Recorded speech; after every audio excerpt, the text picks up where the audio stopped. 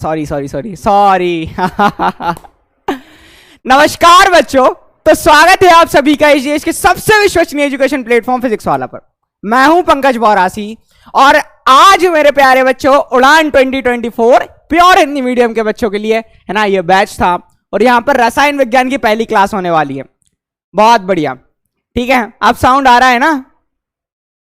ठीक है, hello still? हाँ, गुड इवनिंग मेरे प्यारे बच्चों। हाँ बेटा, ओके, अब सही है ना? एक बार आग लगाओ। Good evening all of you बेटा, good evening all of you. I think अब आवाज आ रही है, ठीक है। हाँ भाई, अब आवाज आ रही है शायद। हाँ, Utkarsh, Arjun, Manoj, all of you बेटा, गुड इवनिंग। तो देखो, आज का जो है ना हम अध्याय पढ़ने जा रहे हैं, ठीक है, रासायन अभिक्रिया एवं समीकरण पहला अध्याय है। आज के लेक्चर में हम ऐसा क्या करने वाले हैं ना, क्या चीज पढ़ने वाले हैं। सबसे पहली बात तो बेटा प्यारे बच्चों, सबसे पहले तो हम क्या करेंगे कि भाई कुछ है ना मतलब जो बेसिक आधार है कि भाई हम इस चैप्टर को क्यों पढ़ रहे हैं, है ना, इस चैप्टर को पढ़ने की क्या जरूरत है, हमें केमिस्ट्री पढ़ने की क्या जरूरत है, वो चीज हम डिस्कस करेंगे।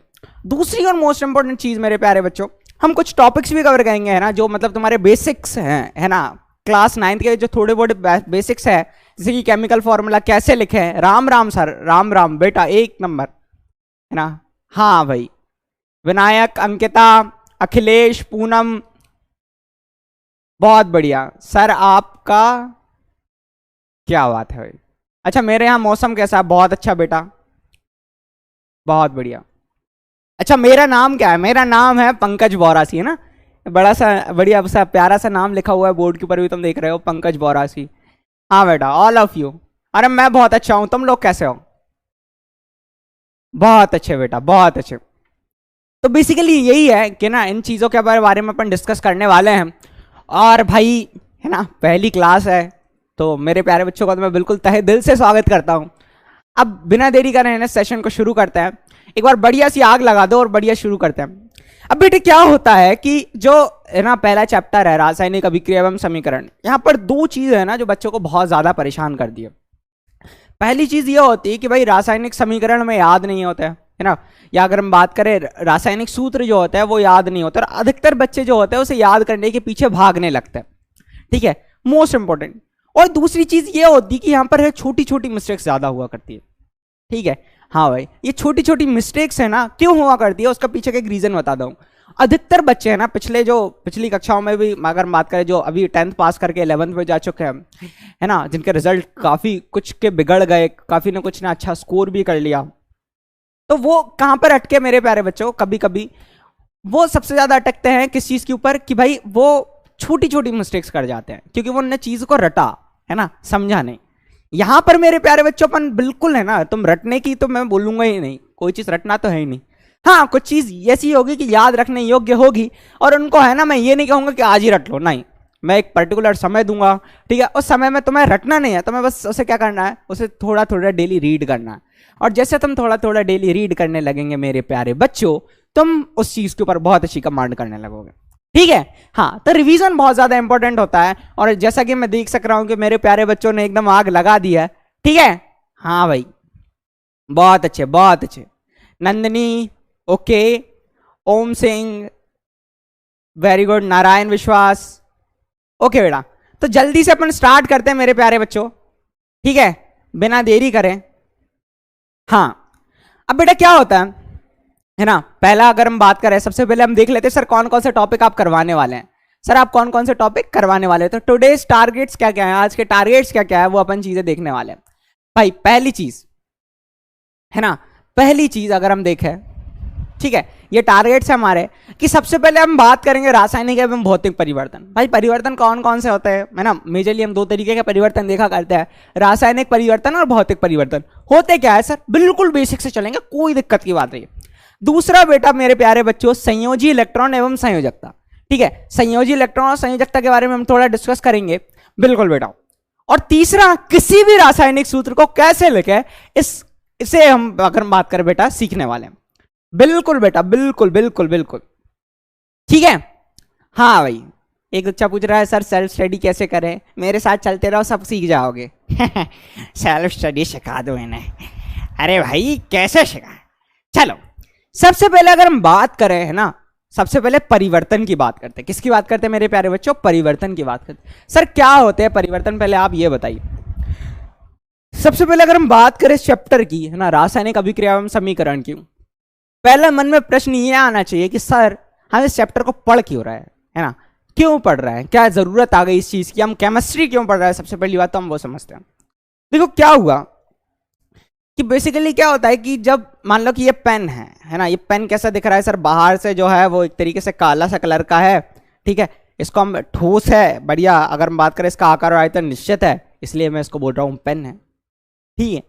बट अगर मैं बात करूं, एक और एग्जाम्पल ले लेता हूं, एक लकड़ी का टुकड़ा ले लेता हूं, ठीक है, उस लकड़ी के टुकड़े को मैं इसके बाजू में लाकर रखता हूं, वो भी, और उसी का पेन बना देता हूं, वो भी, ये भी उसी कलर का है, अगर हम बात करें वैसा ही है, और वो लकड़ी के टुकड़े का पेन भी अलग अलग मतलब इसी के शेप का है, देख लो दिखने में बिल्कुल सेम है।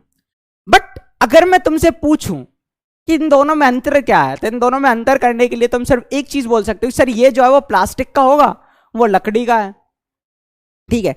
इसमें ये जिन चीजों से मिलकर बना है वो कुछ अलग है, वो प्लास्टिक है, और लकड़ी का जो पेन है वो कुछ चीजों से अलग मिलकर बना है, वो लकड़ी है, अलग है। तो बेसिकली इन दोनों के ऊपर, है ना भाई, आकार आयतन सेम था, ठीक है, ये दोनों ठोस थे, बट इन दोनों को डिफरेंशिएट करने के लिए मैं कुछ गुणों के बारे में डिस्कस करने लगा, जो होते हैं आंतरिक गुण। कौन से गुण? आंतरिक गुण।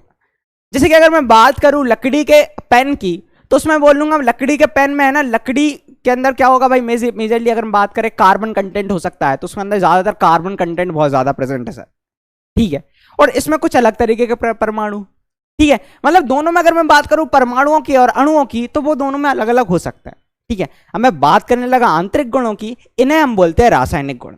मैं एक छोटा सा और एग्जाम्पल बताता हूं, ठीक है, हाँ भाई, एक छोटा सा और एग्जाम्पल बताता हूं। जैसे मेरे प्यारे बच्चों, मान लो, है ना, मान लो मेरे पास एक ये बॉटल, क्या है? बॉटल। अब इस बॉटल के बारे में तुम क्या क्या कह सकते हो? सर ये जो बॉटल है ये प्लास्टिक की बनी हुई, ये बाहर से अगर हम बात करें एक तरीके से मेरे को थोड़ी ठोस सी दिख रही है ना, थोड़ी ठोस सी दिख रही है, क्योंकि इसका आकार और आयतन निश्चित है, ठीक है। तो अभी तुम सारी चीजें बाहर से डिस्कस कर रहे हो ना, अब ऐसी ही बॉटल में किसी और पदार्थ की ले आता, ठीक है, और फिर दोनों में डिफरेंस कैसे बता पाते तुम? सर फिर तुम बोलते कि सर ये जिन परमाणुओं से मिलकर बना है ना, जिन परमाणुओं से मिलकर बना है वो कुछ अलग परमाणु है, और ये वाले जो परमाणु है, ठीक है, वो कुछ अलग परमाणु है, ठीक है। हाँ भाई, ठीक है। एक बच्चा पूछ रहा है परमाणु क्या है, ठीक है भाई, तो परमाणु हम बता देते कि सबसे भाई सरलतम, है ना, यूनिट है द्रव्य की, ठीक है, जो रासायनिक अभिक्रिया में क्या करता है, भाग लेता है। ओके बेटा, अब हम ध्यान से समझने की कोशिश करते हैं। तो भाई पदार्थों को मैं ना दो कैटेगरी में डिवाइड कर सकता हूं, पदार्थों को मैं, है ना, दो कैटेगरी में डिवाइड कर सकता हूं। वो कैसे, आप समझो। सबसे पहले अगर हम बात करें परिवर्तन की, सर परिवर्तन होते क्या हैं, पहले आप वो बताइए बेटा। परिवर्तन मेजरली अपन दो प्रकार के पढ़ा करते हैं, परिवर्तन जो है वो हम दो प्रकार के पढ़ा करते हैं। पहला जो परिवर्तन होता है वो होता है भौतिक परिवर्तन। क्या होता है मेरे प्यारे बच्चों? भौतिक परिवर्तन, है ना। ये परिवर्तन को हमने हमेशा देखा हुआ है, बस मैं तुम्हें बताने की कोशिश कर रहा हूं। दूसरा मेरे प्यारे बच्चों परिवर्तन होता है, अगर हम बात करें रासायनिक परिवर्तन। अब सर ये परिवर्तन होते कौन से हैं, भौतिक परिवर्तन और रासायनिक परिवर्तन, आप वो बताइए मुझे, है ना, ज्यादा देर नहीं करते मेरे प्यारे बच्चों। तो सर भौतिक परिवर्तन क्या होता है भाई? भौतिक परिवर्तन वो परिवर्तन जिसमें क्या होता है, भौतिक गुणों में परिवर्तन होता है। किस में परिवर्तन होता है? भौतिक गुणों में परिवर्तन होता है। क्या बात है सर, क्या बात है सर। अच्छा सर, ऐसा क्या, ऐसा क्या? मतलब भौतिक परिवर्तन वो परिवर्तन होते हैं जिसमें भौतिक गुणों में परिवर्तन होता है, ठीक है। हाँ भाई, अब भौतिक गुण क्या होते हैं पहले मेरे को बताएं। ऐसे गुण जिनको तुम बाहर से ऑब्जर्व करा करते हो, ऐसे गुण, ऐसी प्रॉपर्टीज जिनको तुम बाहर से ऑब्जर्व करा करते हो। जैसे कि भाई साहब, है ना, किसी को तुम बाहर से देख रहे हो तो वो कैसा दिख रहा है, ठीक है। हाँ भाई, वो चीज ठोस है, द्रव है या गैस है। जैसे अगर मैं सिंपल सी बात करूं कि मान लो इस बॉटल के अंदर पानी है, इस बॉटल के अंदर पानी है, तो पानी तुम्हें कैसा दिख रहा है? सर अगर हम बात करें इसके अंदर 10 ml पानी है, मतलब आयतन तो निश्चित है पर इसका आकार बदल रहा है। जैसे कि अगर हम बात करूं इस पानी को मैं ढक्कन के अंदर ले लूंगा तो ये ढक्कन का आकार ले लेगा, इसको वापस बॉटल के अंदर डाल लूंगा तो बॉटल का आकार ले लेगा। मतलब इसका आकार अगर हम बात करें अनिश्चित है, बट आयतन निश्चित है, इसलिए द्रव है। समझ रहे हो ना? वैसे ही अगर हम बात करें गैस की, जिसका आकार और आयतन दोनों अनिश्चित होता है, तो ये सारी प्रॉपर्टीज है ना एक्सटर्नल फीचर्स के ऊपर बेस्ड होती है। मतलब बाहरी रूप से तुम जो ऑब्जर्व कर रहे हो उसको हम बात करें, वो उसको हम कहें भाई भौतिक गुण। कौन से गुण? भौतिक गुण। क्या यहां तक क्लियर है? बहुत अच्छे बेटा। तो सर अगर भौतिक गुण में अगर परिवर्तन हो जाए तो उससे मैं बोलता हूं भौतिक परिवर्तन। क्या बोलता हूं मेरे प्यारे बच्चों? भौतिक परिवर्तन। ठीक है, हाँ भाई। अच्छा, भौतिक गुणों में परिवर्तन, अच्छा मतलब भौतिक गुण कौन कौन से होते हैं? मान लो अगर मैं तुम्हें एक एग्जांपल की बताऊं कि मान लो मेरे पास क्या था? बर्फ था। क्या था? बर्फ था। ठंडा ठंडा कूल कूल, तो बर्फ था। अच्छा, इस बर्फ को तुमने थोड़ा सा गर्म कर दिया। क्या कर दिया? थोड़ा सा गर्म कर दिया, तो ये बना भाई साहब जल। आए हाय, क्या बना? जल, मतलब पानी बना। अब पानी को और थोड़ा गर्म कर दिया तो क्या बना? सर और बना जल वाष्प। क्या बना बेटे? क्या बना? क्या बना भाई? सर क्या बना? सर बना जल वाष्प। क्या बना? जल वाष्प। One second. क्या बना मेरे प्यारे बच्चों? बना जल वाष्प। Why it is not working? एक सेकेंड बेटा, एक सेकेंड। क्या हो गया पेन को? ओए होए होए ओए होए होए, now it is not working. Why it is not working? Okay, ठीक है। का हुई गवा? अरे पेन नहीं चल रहा है, पेन नहीं चल रहा है। Let me check. ओके बच्चों।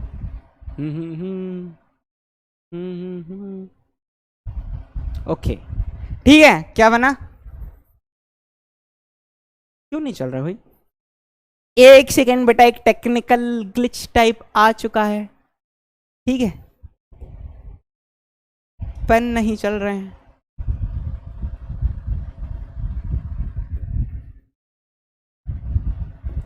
ओके बेटा, एक सेकेंड। One second.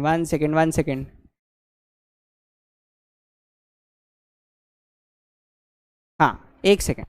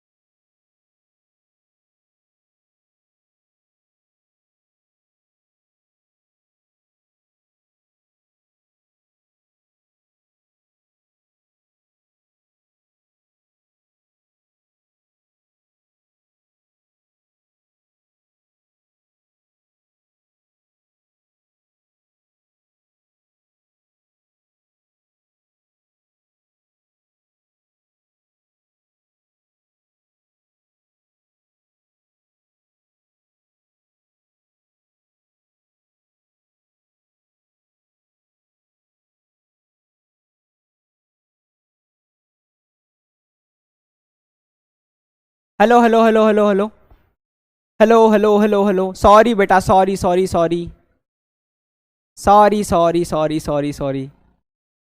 सॉरी बेटा, sorry. Hello, I am really बेटा बहुत ही मतलब बहुत सॉरी बेटा, बहुत ही सॉरी बेटा, वो sorry there was a technical glitch. Sorry बेटा। हाँ भाई, है ना? सर को माफ कर दो इस बार। हाँ बेटा, हाँ। अनस, अर्जुन, नारायण, उत्कर्ष, ऑल ऑफ यू बेटा, दिल से सॉरी, है ना? ठीक है। हाँ भाई, चलो। तो भाई जैसे बर्फ से क्या बना? जल बना, जल से बनी जलवाष्प। ठीक है, मतलब ठोस से द्रव में बदला। ठीक है, और द्रव से किस में बदला भाई? गैस में। किस में बदला? ये गैस में। तो ये कौन सी चीज हो गई? ये गैस हो गई। ठीक है, हाँ भाई। तो वैसे ही अगर हम बात करें जैसे बर्फ से जल, जल से अगर हम बात करें द्रव, और द्रव से गैस, इन चीजों में बदला। और इस तरीके की भाई, इस तरीके की जो चीज हुई है ना, इस तरीके का चीज हुआ, मतलब भौतिक गुणों में परिवर्तन हुआ, भौतिक अवस्था में परिवर्तन हुआ। बेसिकली यहां पर क्या हुआ, भौतिक गुण में से एक बात कर सकते हैं अपन भौतिक अवस्था, भौतिक अवस्था में परिवर्तन हुआ, तो इसको मैं बोला भौतिक परिवर्तन। बात कहानी यहां तक ठीक चल रही थी, हम बहुत मजे में थे, हम बहुत मजे में थे, बट कुछ चीजें ऐसी होने लगी जीवन में कि हमें बड़ा दुख होने लगा। अब वो क्या होने लगा हम वो बताने की कोशिश करते हैं, ठीक है? हाँ भाई, ठीक है, हाँ भाई, देखो समझ गया ना, भौतिक गुणों में परिवर्तन मतलब भौतिक अवस्था में परिवर्तन। अब देखो ध्यान से, सर क्या हुआ वो चीज, आप ये बताइए। अब बात करते हैं रासायनिक परिवर्तन, मतलब रासायनिक गुणों में परिवर्तन, रासायनिक गुणों में परिवर्तन परिवर्तन। क्या बात है सर, क्या बात है सर, रासायनिक गुणों में परिवर्तन। सर कैसे रासायनिक गुणों में परिवर्तन, आप हमें बताने की कोशिश करिए, आप हमें बताने की कोशिश करिए। देखिए जैसे कि बेटा मेरे पास मान लो ये कागज है, क्या है, कागज है, काला कलर का कागज सर बहुत बड़ा कागज लिया एग्जाम्पल के लिए। अच्छा एक बात बताओ, अभी इसका कैसा कागज है सर, जहां तक ये थोड़ा थोड़ा आयत जैसा लग रहा, ठीक है, ये बढ़िया सा एक कागज है ना। अब इस कागज को क्या करूं मैं, ऐसे करके इकट्ठा करके इसको मोड़ दूं, और मोड़ कर एक बॉल बना लूं, क्या बना लूं, एक गेंद बना लूं। बताओ कौन सा परिवर्तन हुआ, बताओ कौन सा परिवर्तन हुआ। सर कुछ नहीं, कागज था वो कागज ही रहा, बस आपने उसकी जो भौतिक अगर हम बात करें स्थिति थी है ना, भौतिक जो अगर हम बात करें जो आकार था वो उसको चेंज कर दिया, मतलब एक भौतिक गुणों को आपने चेंज कर दिया, ठीक है, भौतिक गुण को उसके चेंज कर दिया। अगर मैं इसकी गेंद बना लूं तो मोड़ मार के, ठीक है, मोड़ कर। बट अगर सोचो इस कागज को मैं जला दूं तो अब वो क्या कागज रहेगा, नहीं। जब तक मैं इसको मोड़ कर गेंद बना रहा था, गेंद को उठाकर भाई बढ़िया लंबा एक पाइप बना रहा था, या उसका कोई भी आकार दे रहा था, मतलब मैं भौतिक गुणों में परिवर्तन कर रहा था। बट जैसे ही मैंने कागज को जला दिया, अब वो कागज कागज नहीं रहा, इसके अंदर जो कार्बन उपस्थित था वो कार्बन डाइऑक्साइड बना चुका है, मतलब कोई नई चीज बना चुका है। समझ पा रहे हो, समझ पा रहे हो, मतलब कोई नई चीज बना चुका। अगर मैं इसको जला दूं तो, पर अगर इसका मैं साइज अगर वगैरह चेंज कर रहा हूं तो मतलब ये भौतिक परिवर्तन है। बट सर जैसे ही आपने इसको जला दिया मतलब वो रासायनिक परिवर्तन। तो मतलब बेटा यही चीज है कि रासायनिक गुणों में परिवर्तन। और इसमें एक चीज हमेशा याद रखना कि यहां हमेशा याद रखना, यहां नए पदार्थ का निर्माण होता है, नए पदार्थ का निर्माण होता है, होता है। अच्छा एक और समझने की कोशिश करते हैं, क्या भौतिक परिवर्तन में नहीं होता, क्या भौतिक परिवर्तन में नए पदार्थ का निर्माण नहीं होता? कहां होता है, कहां होता है भाई साहब? यहां पर भी बर्फ क्या था, H2O, क्या था, H2O, जिसका अगर हम बात करें, पर बर्फ जो है वो सॉलिड स्टेट में था इसलिए मैंने S लिखा, ठोस था इसलिए सॉलिड था इसलिए मैंने S लिखा। यहां पर जल था, जल H2O लिक्विड है, लिक्विड मतलब द्रव है इसलिए मैंने L लिखा। और यहां पर मेरे प्यारे बच्चों जो जल है वो H2O गैस है, गैस है, जलवाष्प है, गैस है इसलिए मैंने G लिखा। तो मेरे प्यारे बच्चों जो H2O था आखिरी तक भौतिक परिवर्तन में H2O ही रहा। बट जैसे ही अगर हम बात करें रासायनिक परिवर्तन की बात करें तो रासायनिक परिवर्तन तभी होगा जब जब जब नए पदार्थ का निर्माण होगा। समझ रहे हो, कोई नई चीज बन जाएगी। क्या बात है सर, क्या बात है सर, क्या बात है सर। अरे भाई बहुत बढ़िया, क्या तुम लोगों को आया? ओके बहुत बढ़िया, चलो। अच्छा एक चीज और समझाने की कोशिश करते हैं, एक चीज और समझाने की कोशिश करते हैं, देखो ध्यान से। अच्छा एक बात बताओ, एक चीज बताना, एक चीज बताना, क्या तुम जल वाष्प जो है ना, जो हवा उड़ चुकी, भाप हो चुकी, क्या भाप से तुम जल बना सकते हो? हाँ सर, क्या बना सकते हो? जल वाष्प से क्या जल बना सकते हो? बिल्कुल बना सकते हैं सर। कैसे बना दें? सर इसको सर ठंडा कर दो, क्या कर दो? ठंडा कर दो। जल वाष्प है इसको क्या कर दो, ठंडा कर दो। सर ये पॉसिबल है, ये बिल्कुल पॉसिबल है। मैं जल वाष्प से क्या बना सकता हूं, जल बना सकता हूं। मैं जल वाष्प से जल बना सकता हूं, मतलब ऐसा भी कर सकता हूं कि जो जल वाष्प है, जो जल वाष्प है ना, उसको मैं क्या कर दूं, ठंडा कर दूं। ठंडा कर दूं तो जल बन जाए, और जल को और ठंडा कर दूं, क्या कर दूं, ठंडा कर दूं तो क्या बन जाए, बर्फ बन जाए। क्या बन जाए, बर्फ बन जाए। तो एक बात तुमने यहां पर सीखी कि भाई H2O जो है, H2O जो गैस है ना, उसको ठंडा किया तो वो H2O लिक्विड बन गया, और H2O को और ठंडा किया, है ना, लिक्विड को और ठंडा किया तो वह H2O सॉलिड मतलब बर्फ बन गया। अरे हाँ ना बोलो भाई, अरे हाँ ना बोलो भाई। मतलब सर कि जब बर्फ से अगर जल वाष्प बन सकती है तो जल वाष्प से बर्फ बन सकता है। बिल्कुल भाई, ये हो सकता है, बिल्कुल बिल्कुल बेटा, सब करवाएंगे, सब करवाएंगे, नीतीश गुप्ता सब करवाएंगे। हाँ भाई, अब बेटा ध्यान से समझने की कोशिश करो। मतलब सर ये दोनों डायरेक्शन में चीज हो सकती है, मतलब बर्फ से जलवाष्प, जलवाष्प से बर्फ, मतलब इस प्रकृति को, इस चीज को हम बोलते हैं उत्क्रमणीय प्रकृति, मतलब जो रिवर्सिबल होती है। ये कैसी प्रकृति के होते हैं, यह उत्क्रमणीय प्रकृति के होते हैं। मैं लिख देता हूं, ये कैसी प्रकृति के होते हैं मेरे प्यारे बच्चों, कैसी प्रकृति के होते हैं, यह उत्क्रमणीय। उत्क्रमणीय का मतलब रिवर्सिबल। भाई बर्फ से अपन ने क्या बना लिया, जलवाष्प बना ली। अब जलवाष्प से अपन क्या बना सकते हैं, बर्फ बना सकते हैं। प्रकृति के होते हैं, के होते हैं, होते हैं। अच्छा, ये उत्क्रमणीय प्रकृति के होते हैं, पर सारे नहीं, है ना, ये अधिकतर उत्क्रमणीय प्रकृति के होते हैं। यहां पर क्या लिख लेना, अधिकतर। क्या लिख लोगे, अधिकतर। अब हमेशा क्यों नहीं, मैं तुम्हें बताने की कोशिश करता हूं। मतलब भौतिक परिवर्तन में क्या होता है, कोई नए पदार्थ का निर्माण नहीं होता, है ना, यहां पर भौतिक गुणों में परिवर्तन नहीं होता। एक चीज और लिख लेना, यहां पर क्या लिखोगे, यहां पर, यहां नया पदार्थ, नया पदार्थ, ठीक है, और ऐसा करके यहां पर ब्रैकेट में लिख लेना, नहीं बनता, बिल्कुल नहीं बनता, ठीक है। ओके बेटा, कोई दिक्कत है क्या, कोई दिक्कत है क्या, नहीं, बिल्कुल बेटा, पोल भी करवाएंगे, टेंशन की बात नहीं है। अच्छा, ये उत्क्रमणीय प्रकृति के होते हैं, ठीक है, और यहां नया पदार्थ नहीं बनता, ठीक है। हाँ भाई, और अधिकतर उत्क्रमणीय प्रकृति के होते हैं, हमेशा उत्क्रमणीय प्रकृति के नहीं होते। मैं तुम्हें एक छोटी सी एक एग्जाम्पल की बताने की कोशिश करता हूं, ध्यान से समझो, ठीक है। ये पेपर है ना, ये कागज है, ठीक है, कागज है, दिख रहा है। अब इस कागज को तुम ध्यान से देखोगे मेरे प्यारे बच्चों, तो भैया भाई इसका तो सेम है। बताओ ये कौन सा परिवर्तन हुआ, कौन सा परिवर्तन हुआ, सर भौतिक परिवर्तन, आपने उसकी भौतिक स्थिति को बदल दिया। अच्छा, आप कौन सा परिवर्तन हुआ, सर भौतिक परिवर्तन, यहां पर कोई नई चीज नहीं बनी। अच्छा, अभी मैंने इसकी गेंद बनाई थी और गेंद से वापस उसको कागज की मूल अवस्था में ले आया, मतलब ये रिवर्सिबल हुआ। पर क्या ये हमेशा रिवर्सिबल होगा, नहीं। अब क्या करूं,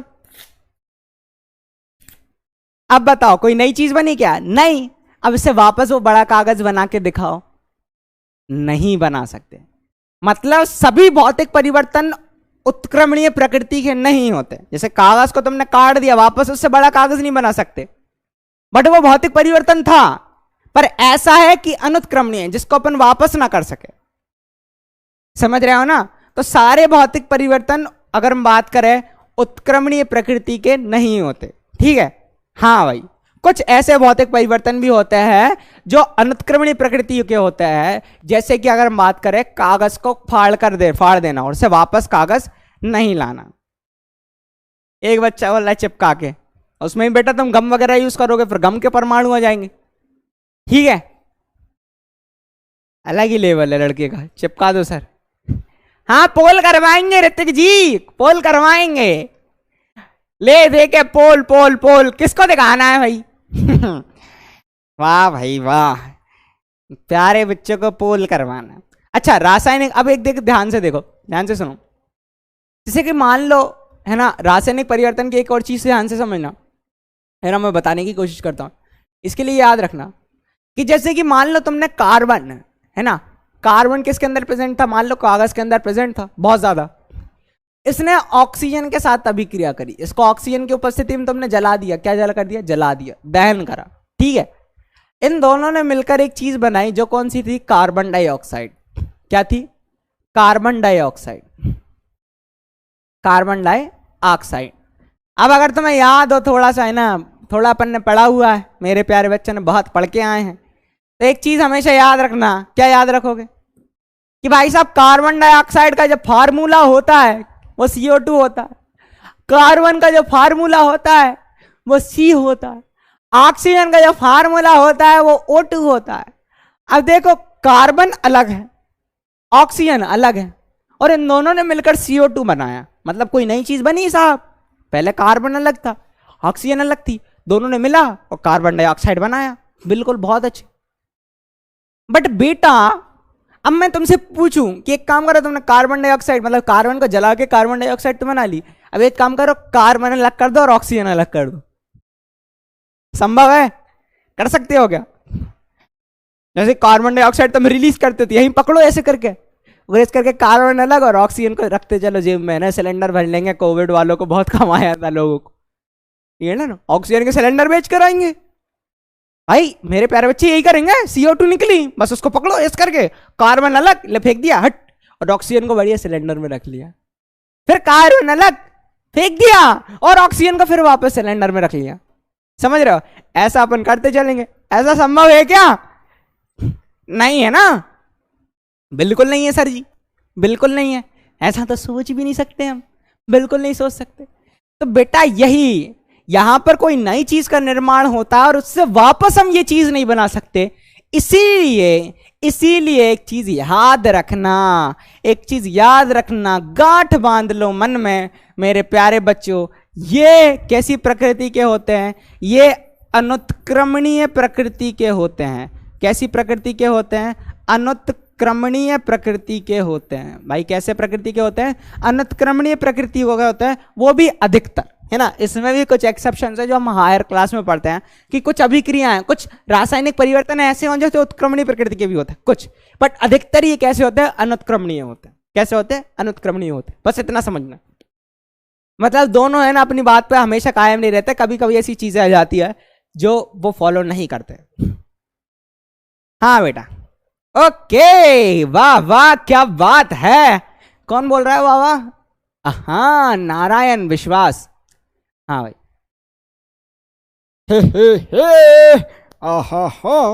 अच्छा ऐसा लिख सकते हो, है ना। मतलब अगर हम बात करें कुछ ऐसी अभिक्रिया का भी निर्धारण देते हैं, जैसे अमोनिया की हैबर विधि होती है ना, वो उत्क्रमणीय अगर हम बात करें होती है। अच्छा एक बात और सुनो, जो तुमने रासायनिक परिवर्तन बोल के रखा है ना, जो रासायनिक परिवर्तन है ना, वही असल में रासायनिक अभिक्रिया होती है। जो रासायनिक परिवर्तन के बारे में अपन पढ़ने वाले हैं, अगर रासायनिक परिवर्तन नहीं होते हैं ना तो अपन कोई चीज पढ़ते ही नहीं, है ना, मतलब केमिस्ट्री नहीं पढ़ते, ठीक है। बट रासायनिक परिवर्तन के कारण, है ना, हम अगर हम बात करें इस केमिस्ट्री को पढ़ रहे हैं, यही कारण है। और इसी परिवर्तन को, है ना, रासायनिक परिवर्तन को ही हम बोलते हैं रासायनिक अभिक्रिया। तो क्या क्लियर है? रासायनिक अभिक्रिया क्लियर है क्या मेरे प्यारे बच्चों? अब इसके बारे में सारे डेफिनेशन कैसे लिखेंगे? अरे तो तेरा भाई जिंदा है भाई, तू टेंशन काहे को लेता है जब तुम्हारा भाई जिंदा है ना। बहुत अच्छे। अच्छा बेटा, तो ऐसा नाइट्रोजन, हाँ तो अच्छा एक चीज सुनो, अब भाई साहब रासायनिक परिवर्तन कैसे पता करेंगे? डेफिनेशन कैसे याद करेंगे? तो डेफिनेशन ऐसे याद करोगे कि वह परिवर्तन जिसमें नए पदार्थ का निर्माण होता है उसे रासायनिक परिवर्तन कहते हैं, और रासायनिक परिवर्तन को ही रासायनिक अभिक्रिया कहते हैं। क्या बात है सर, क्या बात है, वाह वाह वाह वाह वाह वाह, क्या बात है। ठीक है, वाह रे वाह, मेरा तो दिल गार्डन गार्डन हो गया। अच्छा एक चीज और याद रखेगा, अच्छा एक चीज और याद रखेगा, चलो हम चीज और सिखाने की कोशिश करते हैं मेरे प्यारे बच्चे को। अच्छा है भाई। अच्छा एक बात बताओ, अब मैं तुम्हें और एग्जांपल देता हूँ। एक चीज हमेशा याद रखना, गर्मियों के दौरान दूध को जब कमरे के तापमान पर छोड़ देते हो तो क्या हो जाता है? दूध यहां से कुछ यहां हो जाता है। क्या यहां पर कोई नया पदार्थ बना? बताओ। 7 करोड़। बहुत बढ़िया। हाँ, क्या यहां पर कोई नया पदार्थ बना? ऑब्वियसली सर बना। और चीजें बताने की कोशिश कर। यहां पर तुम एक चीज याद रखो, एक चीज याद रखो, यहां पर जो लोहे का तवा या कील की अगर हम बात करें, अगर आर्द्र वातावरण है ना, नमी वाले वातावरण में अगर तुम उसे रख दो तो खुला छोड़ देते हो तो कैसा हो जाता है भाई? तवा ऐसा था, अब यहां हो जाएगा। और यहां पर अगर तुम लोहे का तवा है, यहां पर एक चीज तुम देख रहे हो, जंग। क्या हो चुकी है? जंग। अब ये जो जंग है, ये जो जंग है, ये क्या है? एक नया पदार्थ है। क्या है? एक नया पदार्थ है। और जहां साहब एक नया पदार्थ बन जाए, वो कौन सा परिवर्तन होगा? वो रासायनिक परिवर्तन होगा। कौन सा परिवर्तन होगा? रासायनिक परिवर्तन होगा। बिल्कुल बेटा, बिल्कुल बिल्कुल बिल्कुल। एक और समझते हैं साहब, हमें तो और मजा नहीं आ रहा। अभी तुमने अंगूर वगैरह देखा, अंगूर की बनती है वाइन टाइप, है ना। मतलब अगर हम बात करें, किण्वन एक प्रक्रिया होती है जिससे क्या करता है, एक अल्कोहल बनाया जाता है। अल्कोहल समझते हो ना? इसके बारे में बहुत डिटेल से डिस्कस करेंगे अपन। अल्कोहल है ना, कई लोग पीते हैं, बिल्कुल शराब वगैरह का शौकीन टाइप तुम देखते हो, ठीक है। अलग अलग ब्रांड्स में अलग अलग है ना अल्कोहल की मात्रा होती है, ठीक है। कई वाइन पीते हैं, कई अलग अलग तरीके से पीते हैं। क्या बात है? हाँ भाई, है ना। तो बेसिकली यही है कि भाई अल्कोहल बन रहा है। भाई अंगूर से क्या बना रहा है? अल्कोहल का निर्माण कर रहा है। बेसिकली इसमें शुगर कंटेंट ज्यादा होता है ना, शर्करा होता है। तो अब जो वो होता है वो अल्कोहल का निर्माण कर रहा है। किसका निर्माण कर रहा है? अल्कोहल का। तुम अच्छे समझते हो, इसके बारे में बहुत अच्छे डिस्कस करेंगे। तो यहाँ पर भी कोई नया पदार्थ बना, मतलब यहाँ पर क्या बन रहा है? अल्कोहल बन रहा है, जो एक क्या है? नया पदार्थ। तो यहाँ पर भी नया पदार्थ बन रहा है, मतलब ये भी रासायनिक परिवर्तन। खाना पक रहा है, क्या ये एक रासायनिक परिवर्तन है? बिल्कुल रासायनिक परिवर्तन। अगर बात करें परिवर्तन है, यहाँ पर भी कोई नई चीज बन रही है, ठीक है। हाँ भाई, जो हमारे शरीर में पाचन होता है, मतलब यहां पर से तुमने खाया, ठीक है, यहां पर से तुमने खाना खाया, ठीक है। खाना खाते हो, चबाते हो, है ना। चबाने के बाद बढ़िया पेट में जाता है। पेट में जाने के बाद क्या होता है कि बड़े बड़े अगर बात करें फूड पार्टिकल्स हम लेते हैं, है ना, बड़े बड़े फूड पार्टिकल्स लेते हैं और उनका है ना बढ़िया चबा चबू के यहाँ पर लाते हो, यहाँ पर उसका डाइजेशन होता है और फिर उसको हम बाहर कर दिया करते हैं। तो वहां पर अगर हम बात करें भोज्य पदार्थ के जटिल अणु जो होता है, भाई बहुत बड़े बड़े पार्टिकल्स हमने खाए, बहुत बड़े बड़े हमने खाए, और उसके बाद उनको है ना छोटे छोटे भागों में तोड़ा जाता है। इसे हम बोलते हैं भाई पाचन। और यहां पर भी अगर हम बात करें, ये भी एक क्या है? एक, अगर हम बात करें, नया पदार्थ का निर्माण हो रहा है, ठीक है। तो पाचन जो होता है, जो पाचन होता है ना, डाइजेशन जो होता है, डाइजेशन समझते हो ना, है ना, खाना वगैरह डाइजेस्ट करते हो चीजें। तो भाई जो पाचन होता है, जो पाचन होता है, वो कैसा परिवर्तन है? वो साहब रासायनिक परिवर्तन है। कैसा परिवर्तन है? रासायनिक परिवर्तन है, ठीक है। मतलब यहाँ पर भी कोई नई चीज बन नहीं होगी। बहुत बढ़िया, ठीक है।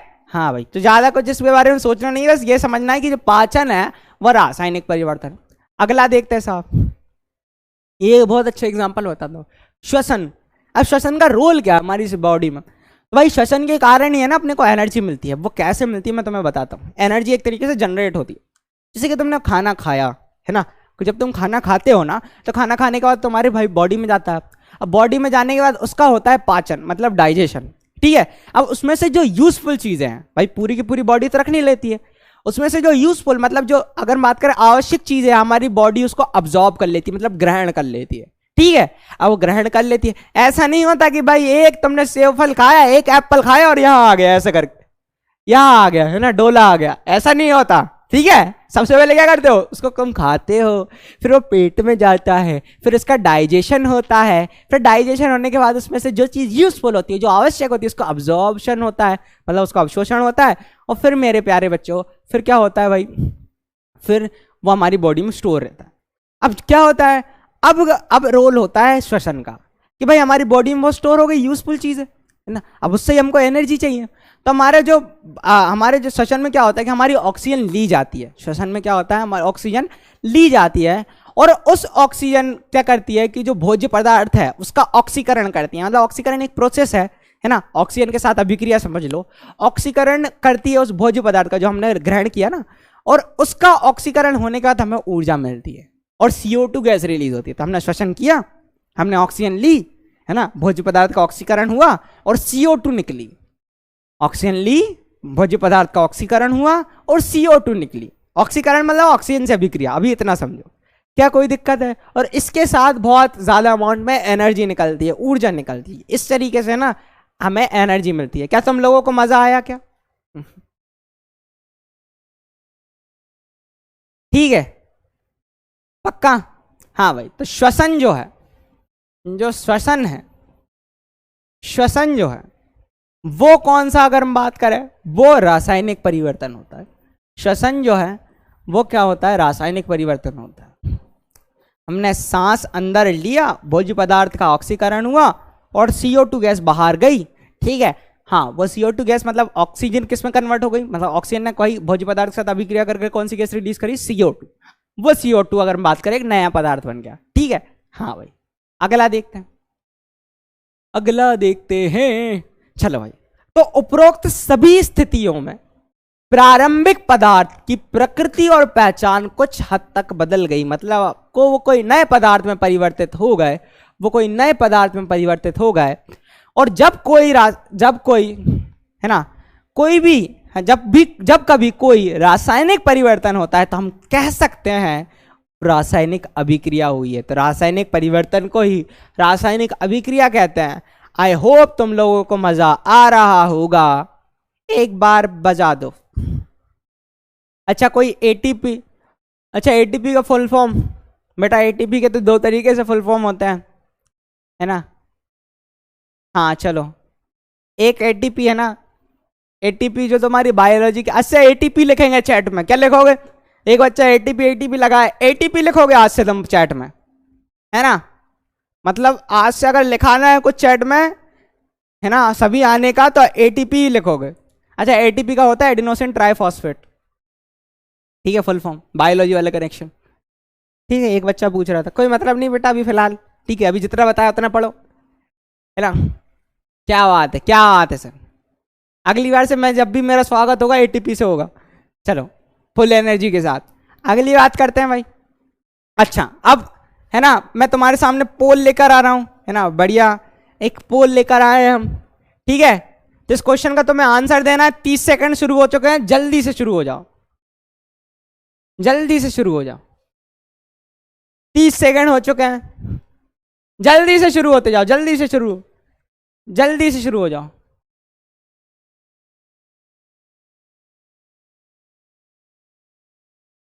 अच्छा, 1 सेकंड रुको, अब फिर से करते हैं। अब लिखो, स्टॉप पोल करते हैं।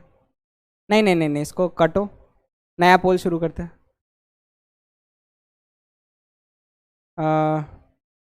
इसका तो मैं कुछ नहीं बताऊंगा, मैंने कुछ, इसको काट देते हैं।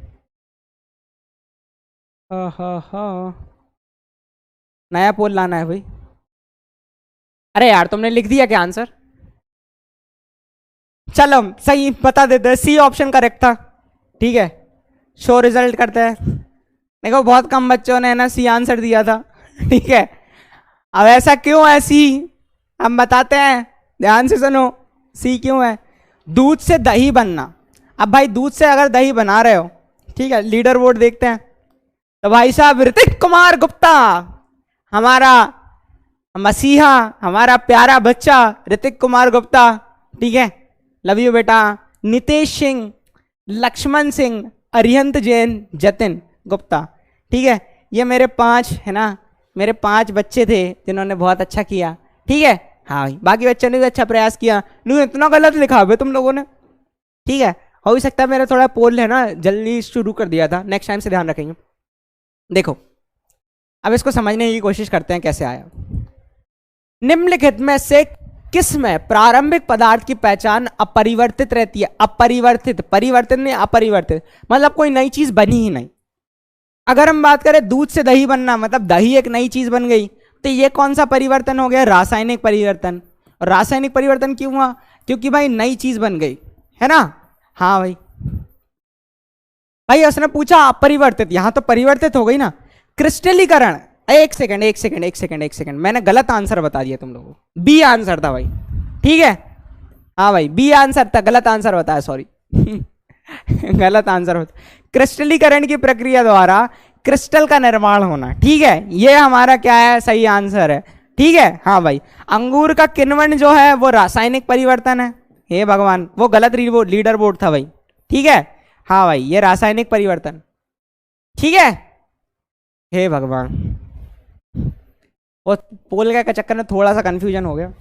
ये कौन सा परिवर्तन है, रासायनिक परिवर्तन। तुम लोग खुश हो गए हैं गलत आंसर सुन के? सही था भाई, बी वाला आंसर सही थे, बी वाले बच्चे बहुत सही थे, उन सभी को तहे दिल से माफी, है ना, तहे दिल से माफी। बिल्कुल बेटा बिल्कुल। भोजन का पाचन में भी क्या होता है भाई, जैसे कि मैंने बताया रासायनिक परिवर्तन है, तहे दिल से माफी। ठीक है, मेरे को लगा वो है ना, वो ऑप्शन सी है ना, क्रिस्टलीकरण जो था वो ऑप्शन सी है। ठीक है, हाँ भाई, आजा अगला देखते हैं। ठीक है, हाँ बेटा, ओके, अगला क्वेश्चन है, क्या आप इस कथन से सहमत है कि सभी भौतिक परिवर्तन उत्क्रमणीय प्रकृति के होते हैं? मतलब ठीक है, यदि सही नहीं, यदि कथन सही नहीं है, मतलब इस भाई इस चीज के ऊपर आप बताओ। ठीक है, और नहीं है तो क्यों नहीं है ये बताओ। क्या बात है, हाँ बेटा, नेक्स्ट नेक्स्ट नेक्स्ट वाले, हाँ बी आंसर होगा, बिल्कुल बेटा बिल्कुल होगा, है ना, वो बिल्कुल बी वाला आंसर सही होगा, बिल्कुल बेटा बिल्कुल। ठीक है, हाँ चलो अगला देखते हैं। ठीक है, क्या आप इस कथन से सहमत है सभी भौतिक परिवर्तन उत्क्रमणीय प्रकृति के होते हैं? यदि सही कथन नहीं है तो बताओ भाई, क्या इस चीज से हो, क्या नहीं हो, पक्का नहीं हो? ओके, नहीं है, बिल्कुल नहीं है। क्यों नहीं है? क्योंकि सर हमने जैसे कि कागज लिया, कागज को फाड़ दिया, है ना, तो वहां पर कोई नई चीज नहीं बनी, पर हम उससे वापस कागज नहीं बना सकते। ठीक है, तो सभी नहीं होते, तो हम लिख लेते हैं बढ़िया सा आंसर, नहीं। कुछ भौतिक परिवर्तन अपरिवर्तनीय होते हैं। उदाहरण के लिए कागज को फाड़ना, जब कोई कागज फटता है तो कागज का आकार और ज्यामिति बदल जाता है, लेकिन कागज के अणु समान रहते हैं। चूंकि कोई नया अणु नहीं बनता, कागज को फाड़ना एक भौतिक परिवर्तन है। साथ ही हम टुकड़ों से कागज की शीट वापस नहीं प्राप्त कर सकते। इस प्रकार भौतिक परिवर्तन अपरिवर्तनीय है। ठीक है, ठीक है बेटा, बिल्कुल बेटा बिल्कुल बेटा। ओके, अगला चलो आगे बढ़ते हैं। चलो अब अपन एक एक्टिविटी करने वाले हैं। क्या करने वाले हैं? एक्टिविटी। मैंने तुम लोगों से बोला था ना, बैच लॉन्च में भी अपन एनिमेशन से पढ़ेंगे। किससे पढ़ेंगे? एनिमेशन से पढ़ेंगे। तो भाई साहब अपन एक चीज करने वाले हैं। क्या करने वाले हैं साहब? साहब क्या करने वाले हैं? अभी बेटा नया पोल आएगा, उसमें है ना अच्छे से कर लेंगे। ठीक है, मैं माफी चाहूंगा हे भगवान, तुम लोग यार मतलब सर की इतनी ज्यादा है ना, इतनी ज्यादा तुम लोग भाई साहब, मतलब मैं गुस्सा हो गया अब तुम लोगों से। चलो एक क्रियाकलाप करते हैं, मतलब एक एक्टिविटी करते हैं। ठीक है, अब उसका गुस्सा मैं तभी, मतलब तभी नाराजगी से हटूंगा जब तुम है ना अगला वाला जो है वो क्वेश्चन अच्छे से करोगे। चलो तो क्रियाकलाप करते हैं। सबसे पहले मेरे पास है ना एक बर्नर रखा हुआ है, ये देख रहा हो ना, ये बर्नर है मेरे पास, और एक ये मेरे पास एक वो रखा हुआ है। अब मैंने है ना लगभग 2 सेंटीमीटर लंबी, 2 सेंटीमीटर लंबी समझ रहे हो? हाँ भाई 2 सेंटीमीटर लंबी है, मैग्नीशियम रिबन ली। मैग्नीशियम समझ रहे हो? मैग्नीशियम एक तत्व है, ठीक है, हाँ, उसकी मैंने रिबन ली है। ठीक है, रिबन मतलब एक फीता है ना, इसको तुम बोल सकते हो फीता। क्या है? फीता है। Okay sir. अब इस मैग्नीशियम रिबन को है ना मैंने रेगमाल से साफ करता हूं। अब रेगमाल से क्यों साफ करता हूं वो मैं बताने की कोशिश करूंगा। ठीक है, फिर उसके बाद क्या हुआ, उसे मैंने चिमटे से पकड़ लिया। किससे पकड़ लिया? चिमटे से पकड़ लिया। और इसे स्प्रिंट लैंप, ये स्पिरिट लैंप है, या बर्नर से जलाएं और इस प्रकार राख बनने, मतलब एक तरीके से है ना राख बनने। तो ये देखो, ये है चिमटा अपना, ठीक है, और ये रही अपनी मैग्नीशियम रिबन, दिख रही है, ये मैग्नीशियम रिबन है। अब इसको अपन है ना चिमटे से जलाएंगे ना, इसमें आग लगा दे, जरा जल्दी से लगा दो साहब। ठीक है, तो ये चिमटा है, ये मैग्नीशियम रिबन है, और वो हमारा बर्नर है। अब क्या करा भाई साहब? अब साहब कुछ नहीं, हमने उसमें आग लगा दी, दिख रही है आग, छोटी सी आग लग चुकी। अब क्या करें? अब आग लगा के बढ़िया से देखो अपन ने मैग्नीशियम रिबन को ले आए, ठीक है, पास ले आए और इसको जलाना प्रारंभ कर दिया। देखो जल रही है ना, क्या कर रही है? जल रही है। है ना? ठीक है बेटा, हाँ बेटा जल रही है। अब जलने के बाद क्या होगा, देखो ध्यान से, अगर तुम इसको जलने के बाद देखोगे, ठीक है, हाँ जलने के बाद देखोगे तो यहां पर एक चीज, एक ग्राफिक और पीछे जाके अब अपन देखते हैं, ये देखो जलते हुए पहले लेकर आए तो ये है ना हल्का सा देखो पाउडर गिर रहा है, ये जो हल्का सा पाउडर गिर रहा है ना, मतलब जैसे जैसे जलती जाती है नीचे पाउडर गिरता जाता है, ठीक है, जल्दी जल्दी गिरती जाती है और पाउडर गिरता जाता है, ठीक है। हाँ अब होता क्या है बेसिकली मैं तुम्हें बताने की कोशिश करता हूं। यहां पर क्या होता है मेरे प्यारे बच्चों, यहां पर क्या होता है, मैग्नीशियम जो है, मैग्नीशियम जो है, ठीक है, हाँ भाई मैग्नीशियम जो है, ठीक है, हाँ मैग्नीशियम जो है,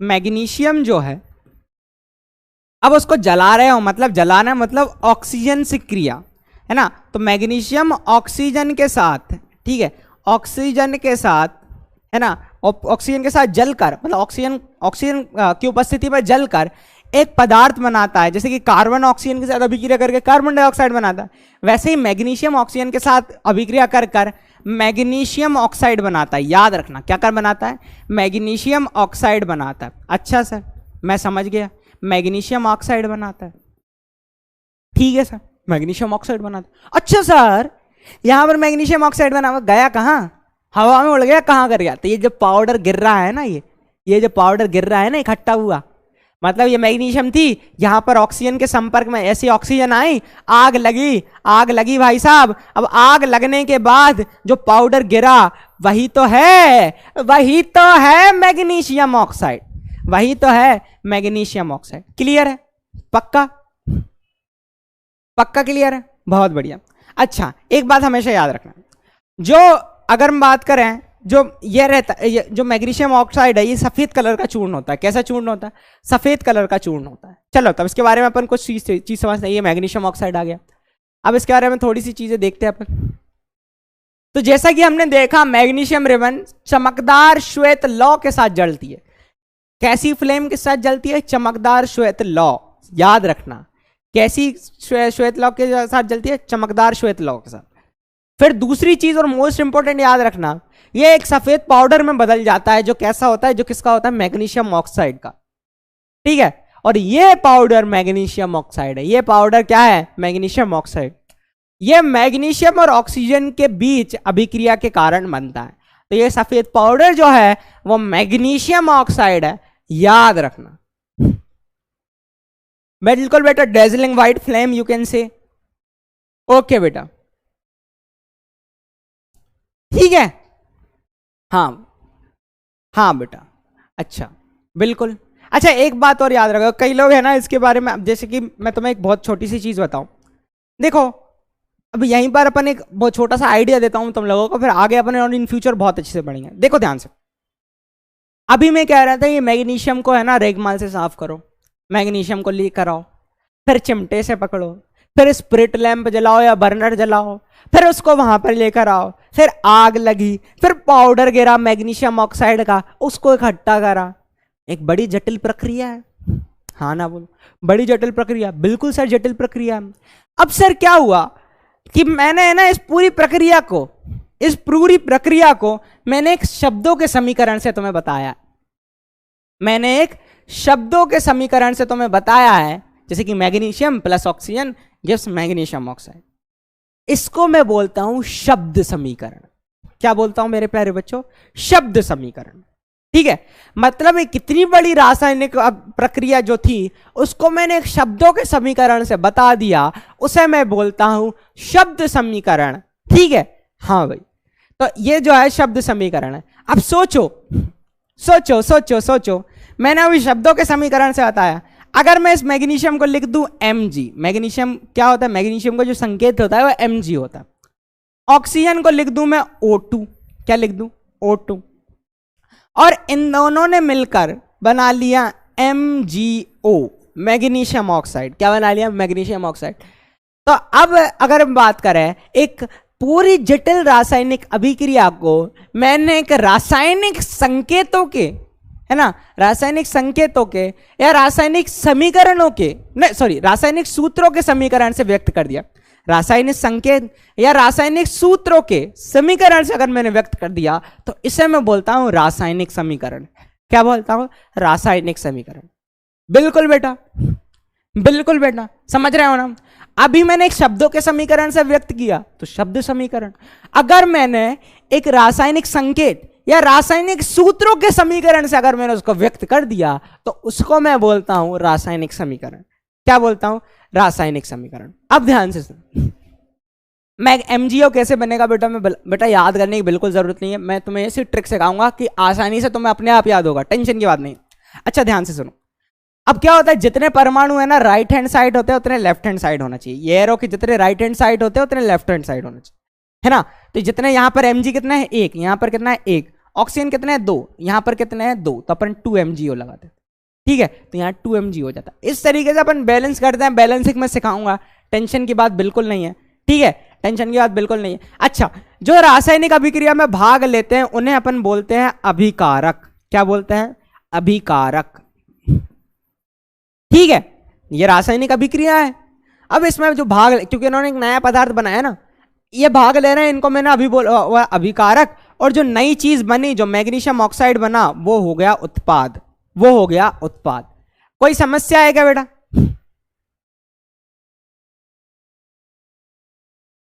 बिल्कुल बिल्कुल बिल्कुल, ओके। कोई समस्या है क्या बेटा?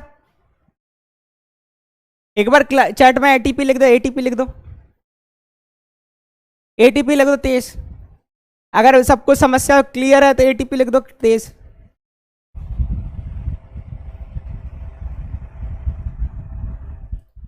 चैट में एटीपी लिख दो।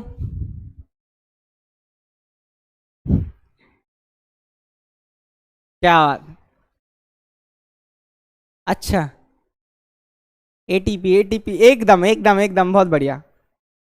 हाँ, चैट एटीपी एटीपी बोल रहा है, बहुत अच्छे। चलो अब आगे बढ़ते हैं, ठीक है? हाँ भाई, अच्छा, तुम लोगों को रासायनिक सूत्र बहुत दिक्कत कर रहा है ना? रासायनिक सूत्र बहुत दिक्कत कर रहा है, चलो वही करवा दे, वही सिखाते हैं अब तुम लोगों को, ठीक है? हाँ भाई, तो ये अपना हो गया। अब एक है ना, एक क्वेश्चन आने वाला है, ये रहा क्वेश्चन, ठीक है? कि मैग्नीशियम रिबन को वायु में दहन किया जाता है तो चमकदार श्वेत लौ उत्पन्न होती। ये श्वेत चूर्ण परिवर्तित हो जाता है। ये चूर्ण रासायनिक रूप से है और हमारे पास 4 ऑप्शंस है। मैं पोल शुरू कर रहा हूं, ठीक है? 30 सेकंड का, और मैंने शुरू कर चुका हूं, ठीक है? अब जल्दी से है ना, पोल आ चुका है तुम्हारा, ठीक है? जल्दी जल्दी आंसर करो, जल्दी जल्दी आंसर करो। टाड़ाना जिंदगी कैसी है पहेली, हाय कभी हंसाए। क्या बात है, ठीक है? तो काफी सारे बच्चों ने है ना लिखा है ना आंसर्स। मैं आंसर बता देता हूं, मैग्नीशियम ऑक्साइड। अब देख लेते हैं अच्छे सारे ऑप्शन। मैग्नीशियम ऑक्साइड करेक्ट है ना? सफेद चूर्ण अपने से पूछा है, वो श्वेत चूर्ण को बताना था, ठीक है? Option A is correct, right? या है ना? एक बार और देख लेने, तो अभी तो मेरे को खा जाओगे। 78.91 परसेंटाइल सही है, 10 करोड़ नहीं भाई साहब। बी 15.63% बोल रहे थे, 5.47। लीडर बोर्ड देखते हैं, और लीडर बोर्ड में सबसे तेज है शिव ठाकुर, दिशा राजपूत और हिमांशु चौहान, ठीक है? बेटा अखिलेश चौधरी, सत्यम कुमार भी है, बट सबसे तेज कौन था? हमारा शिव ठाकुर, ठीक है? हाँ भाई, बिल्कुल बेटा। चलो, हाँ बेटा, ओके बेटा, चलो हो गया। चलो हम नेक्स्ट करते हैं।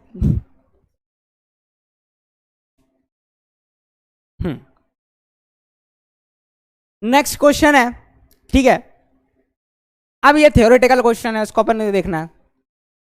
इससे पहले मैं एक छोटी सी चीज बताता हूँ, है ना? इससे पहले एक छोटी सी चीज याद रखना, ठीक है? ये पोल तो अपना हो गया, है ना? एक चीज और याद रखना, तुमने एक मैंने चीज बताई थी, ठीक है? वो चीज ये थी कि भाई इसको रेगमाल से क्यों साफ किया जाता है ना, इसे रेगमाल से क्यों साफ किया जाता है, पहले वो चीज बताओ सर आप। देखो क्या होता है, अगर मैं तुम्हें बताने की कोशिश करूं, ठीक है, इसे रेगमाल से क्यों साफ किया जाता है, ठीक है, मैं तुम्हें बताऊं। हाँ ध्यान से सुनो, क्या होता है, क्वेश्चन अपने पास आ गया है कि वायु में जलाने से पहले मैग्नीशियम रेबन को रेगमाल से क्यों साफ किया जाता है, वो सुनो। देखो मान लो ये मैग्नीशियम रेबन क्या है, मैग्नीशियम रेबन, ठीक है, ये है, ठीक है, हाँ। अब मैग्नीशियम रेबन जो होती है ना, ये क्या होती है, चांदी के समान श्वेत होती है ना, सिल्वरी व्हाइट होती है, चांदी के समान श्वेत होती है। इसका रंग जो होता है Mg जो है वो कैसी होती है, चांदी के समान श्वेत। अभी अपन ने इसको जलाया, ठीक है, समान श्वेत। अब क्या होता है कि भाई ये अधिक क्रियाशील होती है, अधिक क्रियाशील होती है, काफी ज्यादा क्रियाशील होती है। अब बताओ, किसी चीज को जलाना, मैं तुमसे एक चीज पूछता हूं, किसी चीज को जलाना क्या होता है भाई, किसके साथ अभिक्रिया, किसी चीज की जलाना मतलब दहन, किसी चीज का दहन मतलब किसके साथ अभिक्रिया, किसके साथ भाई अगर बात करें अभिक्रिया होती है, किसी चीज को जलाना मतलब किसी चीज को जलाओगे तो किसके साथ अभिक्रिया होगी, किसके साथ अभिक्रिया होगी भाई, ऑब्वियसली किसी चीज का दहन करना मतलब ऑक्सीजन के साथ अभिक्रिया। अब ये अधिक क्रियाशील होती है, क्या होती है, अधिक क्रियाशील होती है। तो बेसिकली क्या होता है कि देखो हम अभी इसको जलाए नहीं है, बट क्या होता है, वातावरण में ऑक्सीजन उपस्थित होती है, वातावरण में क्या होती है, ऑक्सीजन उपस्थित होती है, क्या होती है बेटा, ऑक्सीजन उपस्थित होती है। अब जो ऑक्सीजन उपस्थित है, ये अपने ऑक्सीजन रही, ये रही ऑक्सीजन, ठीक है, अब वो इसके संपर्क में तो है ना। अब क्या होता है कि जो मैग्नीशियम की जो ऊपर वाली सतह है वो वातावरण में उपस्थित ऑक्सीजन के साथ अभिक्रिया, मतलब वो पहले ही जलने लगती है ना, पहले ही ऑक्सीजन के साथ अभिक्रिया कर लेती है। और जैसे ही ऑक्सीजन के साथ अभिक्रिया कर लेती है, वो अपने चारों तरफ इस लेयर के चारों तरफ ऑक्सीजन के साथ देखो अगर ये मैग्नीशियम रिबन है तो इसकी चारों तरफ तो ऑक्सीजन पहले से उपस्थित है ना, अगर ये क्रियाशील है तो वो ऑक्सीजन के साथ भी अभिक्रिया कर लेगा। तो इसके चारों तरफ क्या हो जाती है, ऑक्सीजन के साथ, ऑक्सीजन के साथ ये अभिक्रिया कर लेता है। अब ये पहले से ही ऑक्सीजन के साथ अभिक्रिया कर लेता है, मतलब ये चारों तरफ जो येलो पार्ट देख रहे हो, ये चारों तरफ जो देख रहे हो, ये बेसिकली पहले से ही मैग्नीशियम ऑक्साइड ही तो है, जिसका सूत्र मैंने बताया MgO, समझ रहे हो ना, ये मैग्नीशियम ऑक्साइड ही तो है। मतलब भले बीच में मैग्नीशियम है लेकिन इसके चारों तरफ ऑक्सीजन उपस्थित था, उसके साथ उसने अभिक्रिया करके मैग्नीशियम ऑक्साइड बना ली। पक्का? बिल्कुल बेटा, बिल्कुल, ऑल ऑफ यू बेटा, मतलब मचा रहे हो और तुम लोग दिल से बेटा, दिल से। ठीक है, तो भाई वायु में जलाने से पूर्व है ना, इसको मैग्नीशियम रिबन को क्यों साफ किया जाता है, रेगमाल से, इसलिए। अब देखो क्या होगा कि जैसे मैं कहूँ इसको जलाना है तो ये पहले से ही जल चुका है भाई चारों तरफ, तो भाई ऑक्साइड की लेयर बन चुकी है, मैग्नीशियम ऑक्साइड पहले से ही बन चुका है। तो हम रेगमाल लेकर आएंगे और उसको ऐसे से साफ करेंगे ऐसे से करके। अब जैसे ही इसको साफ करा तो बढ़िया चांदी के समान श्वेत, अगर हम बात करें तो हमें परत देखने को मिल जाएगी, और बढ़िया फिर जला दो, कोई दिक्कत नहीं। और अगर पहले से ही जलाया है ऊपर की सतह है तो फिर क्यों जलेगा, नहीं जलेगा ना, इसलिए रेगमाल से साफ करते हैं। तो ये याद रखना, ठीक है, तो ये क्वेश्चन याद रखो, ठीक है। हाँ, कि मैग्नीशियम बहुत ही क्रियाशील तत्व है, ये वायु के साथ अभिक्रिया करके अपने चारों ओर मैग्नीशियम ऑक्साइड की परत बना लेता है। वायु में जलाने से पहले मैग्नीशियम रिबन को रेगमाल से साफ किया जाता है ताकि रिबन के ऊपर मैग्नीशियम ऑक्साइड की परत हट जाए और वह जलते समय पूरी तरह वायु के संपर्क में रहे। किसके संपर्क में रहे मेरे प्यारे बच्चों, वायु के संपर्क में रहे, ठीक है। ओके,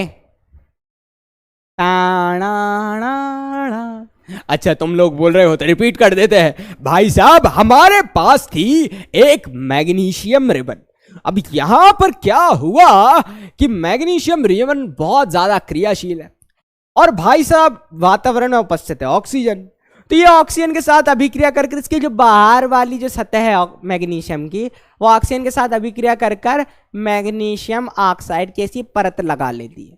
अब अपन लोग क्या करते हैं, अपन लाते हैं भाई साहब रेतमाल, मतलब रेगमाल, और रेगमाल करके इसकी पर ऐसे से घिसते हैं ताकि मैग्नीशियम रिबन बाहर वापस आ जाए।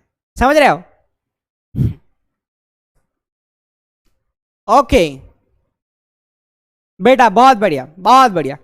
ठीक है, हाँ हाँ हाँ, ठीक। Okay, okay, there is no doubts. Okay बेटा, चलो आप अगला देखते हैं।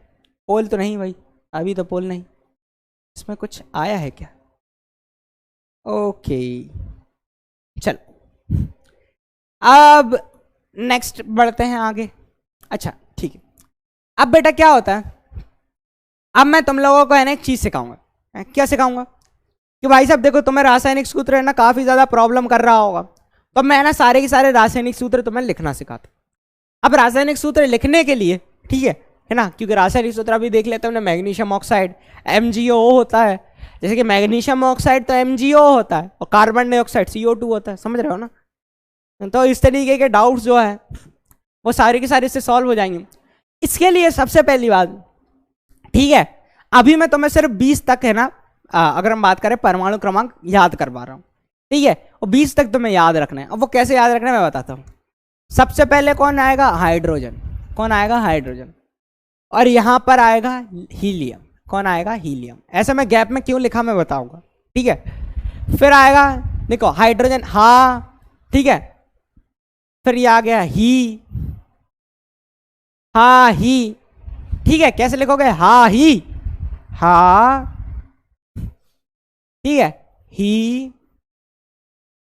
फिर कौन आएगा? ली, बी, बा। फिर लिखो यहां से बा, क, नो, ठीक है, फा, नी। क्या लिखोगे? हा ही ली बी बा का नो फनी। हा ही ली बी बा का नो फनी, ठीक है। हाँ, ना मग अलसी। क्या लिखोगे? हा ही ली बी बकनो फनी नामग अलसी पस्कल, ठीक है, पस्कल। फिर है ना पस्कल, पस्कलरी, ऐसा लिख लो पस्कलरी। फिर लिखना केका। फिर क्या लिखोगे? पस्कलरी केका। ऐसे ही याद रखना जिससे तुम्हें सब कुछ सिंबल याद हो जाए। बस सिंबल ही बहुत ज्यादा इंपॉर्टेंट है, ठीक है, बाकी तो वैसे ही याद हो जाएंगे। कैसे करना है? हेलो, हाँ बेटा, ठीक है, ओके। एक बार चैट में आग लगाओ। Hello, hello, now am I audible और नॉट?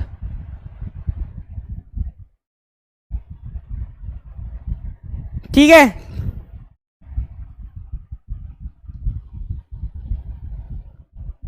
Hello,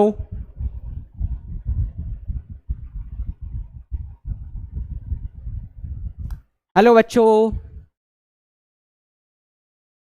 hmm.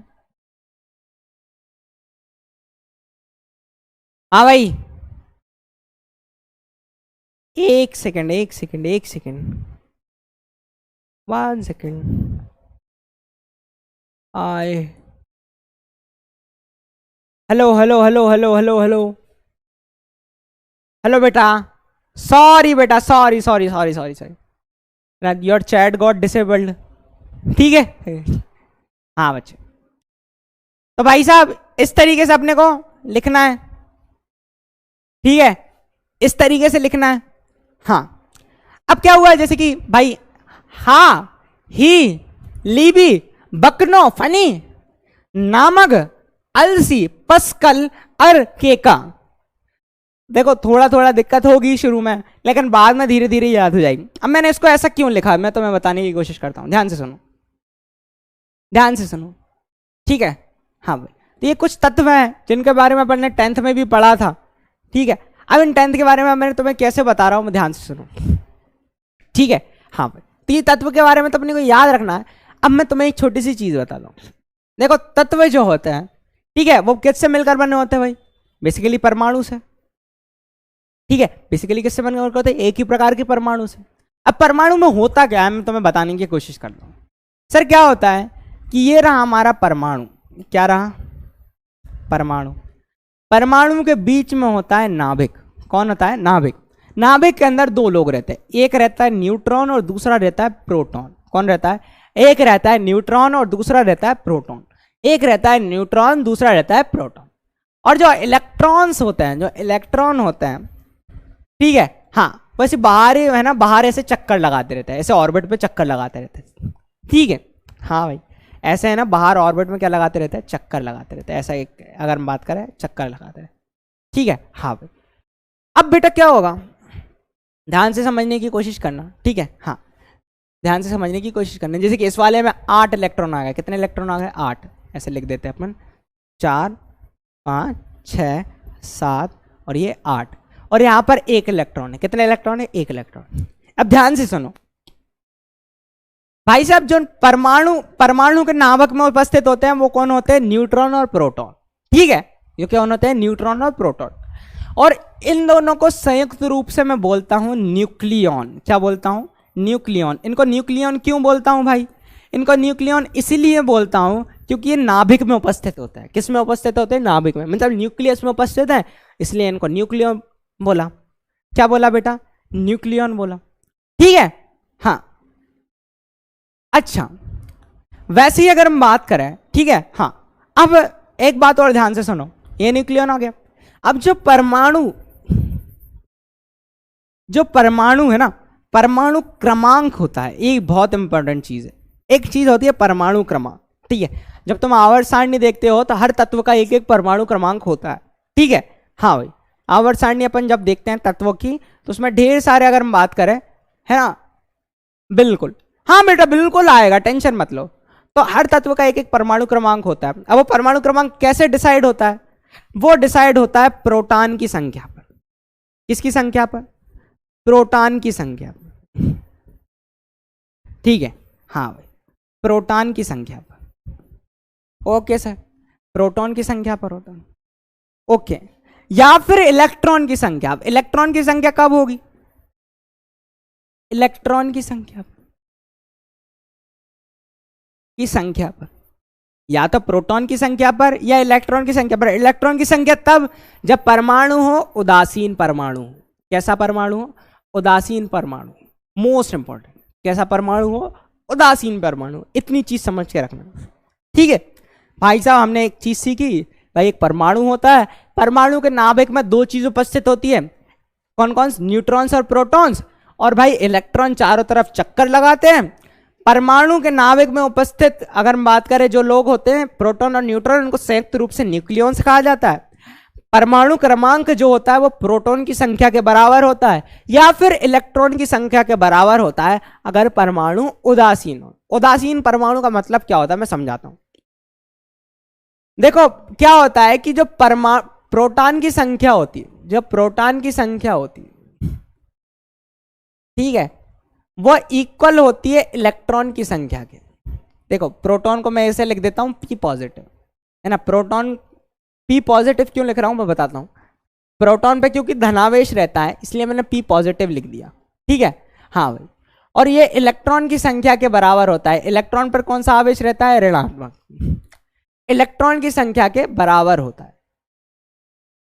प्रोटॉन की संख्या इलेक्ट्रॉन की संख्या के बराबर होता है।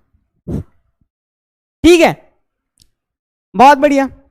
हाँ भाई, मतलब जितने पॉजिटिव है, देखो प्रोटॉन कैसा होता है? पॉजिटिव।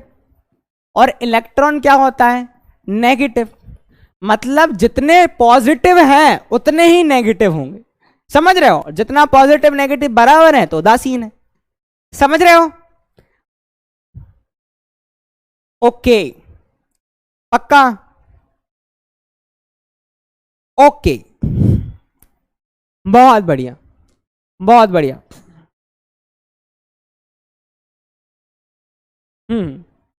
ठीक है, हाँ उत्कर्ष बेटा बोलो। ओके, हाँ, अब क्या हुआ भाई साहब, ध्यान से सुनो, मैं ध्यान से एक तुमसे क्वेश्चन पूछता हूं। मान लो ऐसा कुछ हो गया, ऐसा कुछ हो गया। अभी तुम यहां पर अगर एक चीज देखोगे तो यहां पर कितने इलेक्ट्रॉन है सर? एक ये रहा, 2 3 4 5 6 7 8 9, ठीक है, 10 और 11 इलेक्ट्रॉन है सर। अब मैं क्या करूं, ये एक इलेक्ट्रॉन को बाहर फेंक दूं। अब ये फेंक क्यों रहा हूं वो मैं तुम्हें बताने की कोशिश करूंगा, ठीक है। मान लो एक इलेक्ट्रॉन मैं बाहर फेंक दूं तो एक इलेक्ट्रॉन चला गया। अभी देखो 11 इलेक्ट्रॉन है, बताओ कितने इलेक्ट्रॉन है? बताओ बताओ बताओ सर। 11 इलेक्ट्रॉन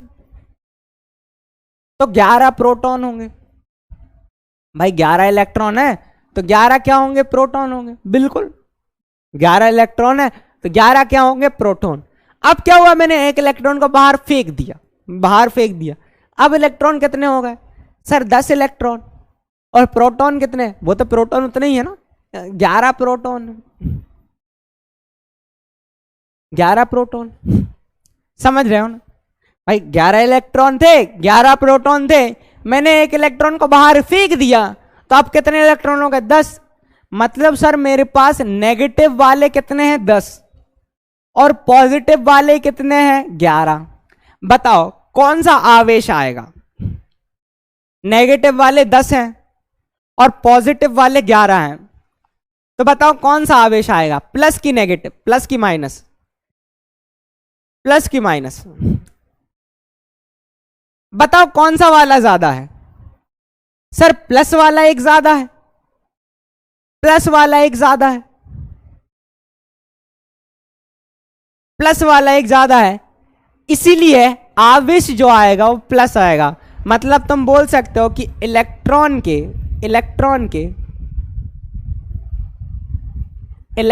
त्याग से, ये याद रखना हमेशा, इलेक्ट्रॉन के त्याग से पॉजिटिव आवेश आता है, धनात्मक आवेश आता है। अब ध्यान से सुनो, एक और समझने की कोशिश करते हैं, ठीक है? हाँ भाई, एक और अभी अगला एग्जांपल समझ लेते हैं कि मान लो, है ना, मान लो ये एक इलेक्ट्रॉन ले लेता तो अभी 11 इलेक्ट्रॉन थे। अभी कितने इलेक्ट्रॉन थे? 11 इलेक्ट्रॉन थे। अब 11 इलेक्ट्रॉन से 12 इलेक्ट्रॉन हो गए। बताओ प्लस वाले कितने हैं? सर प्रोटॉन तो 11 ही हैं, तो 11 प्लस है, पर एक इलेक्ट्रॉन उसने एक्स्ट्रा ले लिया तो अब इलेक्ट्रॉन हो गए 12। 11 प्रोटॉन 12 इलेक्ट्रॉन, मतलब माइनस वाले 12 हैं और पॉजिटिव वाले 11 हैं। बताओ कौन सा आवेश आएगा? सर ऋणावेश आएगा। मतलब इलेक्ट्रॉन ग्रहण करने से, इलेक्ट्रॉन ग्रहण करने से, इलेक्ट्रॉन ग्रहण करने से कौन सा आवेश आता है? इलेक्ट्रॉन ग्रहण करने से कौन सा आवेश आता है?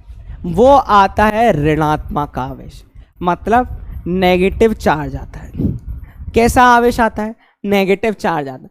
क्या क्लियर है? एटीपी लिख दो जल्दी से, जल्दी से एटीपी लिख दो चैट में, तेजी से, फास्ट, पक्का? अब सर, हाँ बेटा, बेटा हो भी सकता है ना 5 या 10 5 मिनट और एक्स्ट्रा चल जाए क्लास, तो रोना मत, ठीक है ना? क्योंकि मैं तुम्हें है ना केमिकल फॉर्मूला सिखाकर भेजूंगा, ठीक है? और बहुत प्यारी चीज। चलो तो भाई त्याग, ये चीज मेरे को समझ में आ गई। अब सर ये इलेक्ट्रॉन त्याग और ग्रहण क्यों कर रहा है, वो चीज अपन समझते हैं। क्या होता है कि जितने भी तत्व है उनके परमाणु हैं, ठीक है, जितने भी तत्व हैं उनके जो परमाणु हैं, ठीक है, वो क्या करते हैं भाई? वो स्थायित्व पाने के लिए इलेक्ट्रॉन का त्याग करते हैं या इलेक्ट्रॉन को ग्रहण करते हैं, ठीक है? इसके बारे में अपन बहुत अच्छे से डिस्कस करेंगे।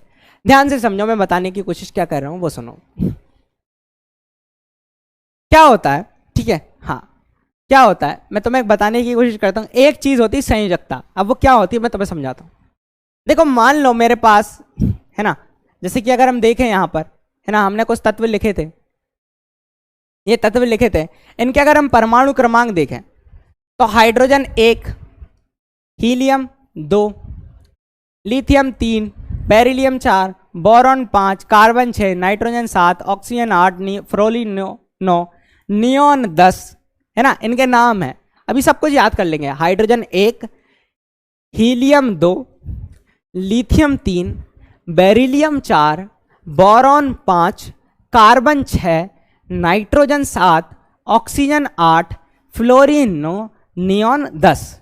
ठीक है। हाँ, sodium 11, magnesium 12, aluminium 13, silicon 14, phosphorus 15, sulphur 16, chlorine 17, argon 18, potassium 19 और कैल्शियम 20। चैप्टर नंबर तुम 5 खोलोगे तो तत्वों का आवर्त वर्गीकरण है ना। तो उसके अंदर तुम्हारी अगर हम बात करें तुम्हारी मतलब पूरी पीरियोडिक टेबल दी हुई है, आवर्त सारणी दी हुई है। तो मैंने तभी BC लिखवा है, ऐसे बहुत सारे हैं। ओके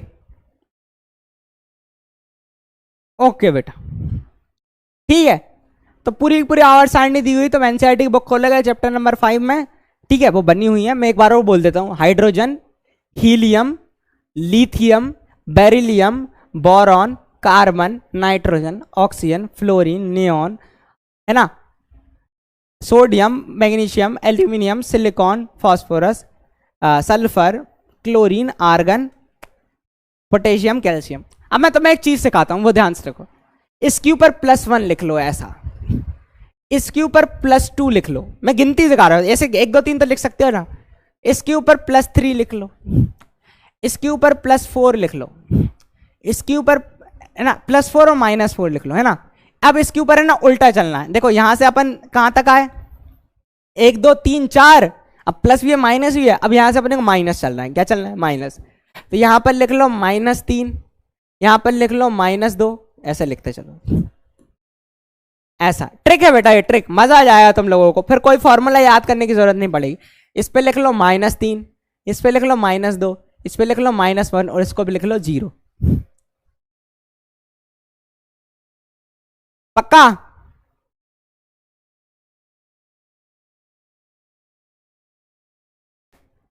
बिल्कुल बेटा बिल्कुल, पोल करवाने वाले, टेंशन ना लो। ठीक है, इस तरीके से लिख लिया। अब ये क्यों लिखवाया मैं तुम्हें बताने की कोशिश करता हूं। अब मैं तुमसे अगर पूछूं कि सोडियम के पास कितने इलेक्ट्रॉन, सोडियम के पास कितने इलेक्ट्रॉन, तो तुम बोलोगे 11 है। कितने इलेक्ट्रॉन है, 11। अब ये 11 क्यों है मैं बताने की कोशिश करता हूं, ध्यान से सुनो। तो भाई एक फॉर्मूला होता है 2n², जिससे अपन इलेक्ट्रॉनिक विन्यास लिखते हैं, पिछली कक्षा में अपन ने पढ़ा है, वो मैं बताने की कोशिश करता हूं। तो जैसे कि सोडियम का ये नाभिक रहा, नाभिक के अंदर अगर हम बात करें प्रोटॉन के ऊपर धनावेश रहता है, इसलिए पूरे नाभिक के ऊपर धनावेश रहता है, क्योंकि न्यूट्रॉन पर कोई आवेश नहीं रहता। अब 2n² मतलब n की वैल्यू जब तुम 1 रखोगे तो पहला कक्षा बनेगी, है ना। अब जैसे ही तुम n की वैल्यू 1 रखोगे तो कितने इलेक्ट्रॉन आएंगे, इलेक्ट्रॉन आएंगे 2 इलेक्ट्रॉन। कितने इलेक्ट्रॉन आएंगे, 2।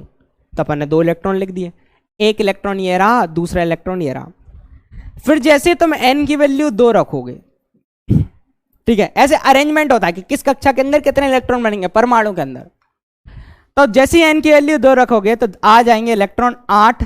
तो अपन लिखेंगे सेकंड जो शेल बनी सर, उसके अंदर 8 electron, 1 electron, 2 electron, 3 electron, 4 electron, 4 electron, 5 electron, 6 electron, 7 electron और ये 8 इलेक्ट्रॉन। ठीक है, 8 इलेक्ट्रॉन हो गए। अब सर 8 हो गए, अब n = 3। तो जैसे ही तुम करोगे भाई तो ये हो जाएगा 3 3 का 9 और दुनिया 18, मतलब 18 इलेक्ट्रॉन आना चाहिए। बट बेटा सोडियम में कितने इलेक्ट्रॉन होते हैं, सर सोडियम में होते हैं 11 इलेक्ट्रॉन। कितने इलेक्ट्रॉन होते हैं, 11।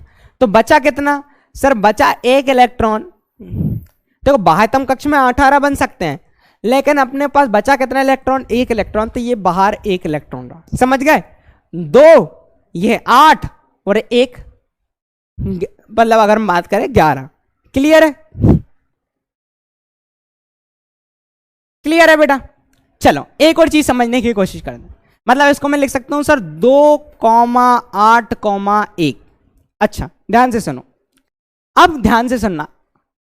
ये जो बाहरी कक्षा होती है जिसमें सबसे बाह्यतम इलेक्ट्रॉन होता है, इसको मैं बोलता हूं संयोजी कक्ष। क्या बोलता हूं, संयोजी कक्ष। और इसमें उपस्थित इलेक्ट्रॉन को मैं क्या बोलता हूं, उपस्थित इलेक्ट्रॉन को मैं बोलता हूं संयोजी इलेक्ट्रॉन। क्या बोलता हूं? संयोजी इलेक्ट्रॉन। क्लियर है? देखो मैंने क्या चीज सिखाई कि सर ये परमाणु है, परमाणु का नाभिक है, इसके अंदर न्यूट्रॉन और प्रोटॉन दोनों होते हैं, इसके चारों तरफ इलेक्ट्रॉन चक्कर लगाते हैं। सबसे बाह्यतम कक्ष जो है उसको संयोजी कक्ष कहते हैं, और उसमें उपस्थित इलेक्ट्रॉन को संयोजी इलेक्ट्रॉन कहते हैं। यहां तक क्लियर है? यहां तक क्लियर है? पक्का? पक्का? चलो अब क्या हुआ, ध्यान से सुनो। जब कोई तत्व, किसी तत्व का परमाणु अक्रिय गैस का जैसा स्थायित्व पाने के लिए, मतलब अक्रिय गैस कौन सी होती है मैं तुम्हें बताने की कोशिश करूं। जब हम अपनी अगर हम बात करें आवर्त सारणी खोलेंगे ना, अक्रिय गैस कैसे, मैं देखो दिखाता हूं। ये हमने लिखी ना, अभी तो हमने BC लिखे। ये जो गैसेस है ना, ये अक्रिय गैस है। कौन सी गैस है? अक्रिय गैस है। ठीक है? पक्का?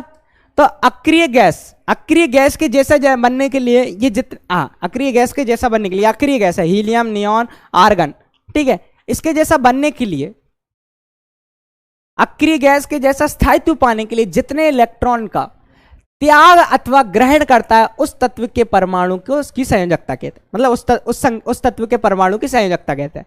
ध्यान से समझो। अब क्या होगा, सोडियम को तुम ध्यान से देखो, इसके पास कितना है? परमाणु क्रमांक 11। यहां चलते हैं, बताओ इस सोडियम के सबसे पास कौन सी अक्रिय गैस है? ये परमाणु क्रमांक 11 के पास कौन सी अक्रिय गैस है? जल्दी बताओ, सोडियम परमाणु क्रमांक 11 के पास कौन सी अक्रिय गैस है?